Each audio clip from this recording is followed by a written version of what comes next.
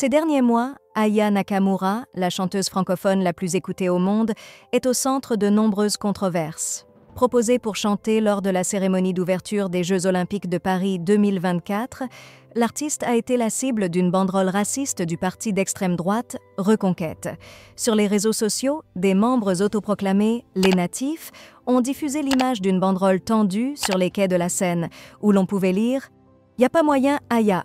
Ici c'est Paris, pas le marché de Bamako », une référence cinglante à son tube mondial Dja Dja, dont le clip cumule plus de 950 millions de vues sur YouTube. Face à cette attaque, Aya Nakamura n'est pas restée silencieuse. Sur ses réseaux sociaux, elle a répliqué avec une verve mordante « Vous pouvez être raciste, mais pas sourd. C'est ça qui vous fait mal. Je deviens un sujet d'État numéro 1 en débat, etc. Mais je vous dois quoi en vrai? Que dalle ?» Ce message puissant a rapidement suscité un large soutien parmi ses pairs. Des artistes comme Gims et Dadju ont publiquement manifesté leur solidarité avec Aya. Dadju, fer de lance du R&B en France, a vivement réagi. « Ce n'était même pas un combat, mais maintenant, il faut qu'elle chante. Nous, on va soutenir. Ce n'est pas Bamako, ce n'est pas Bamako. Bande de chiens. » Malgré les insultes, Aya Nakamura a prouvé qu'elle sait rester digne.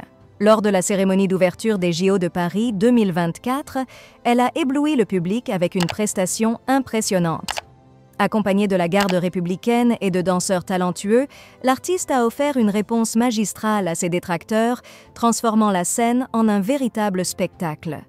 Les paroles du célèbre Charles Aznavour semblaient prendre tout leur sens dans ce contexte.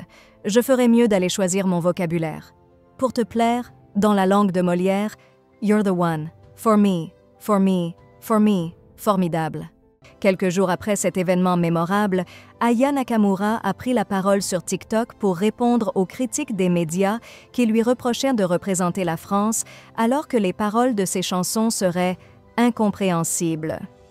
Je n'ai jamais parlé de ça sur les réseaux sociaux, mais je ne m'y attendais pas du tout.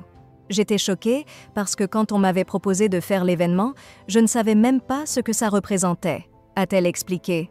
Elle a poursuivi « Je me posais beaucoup de questions, car je voyais beaucoup d'artistes qui demandèrent la place pour que ce soit eux.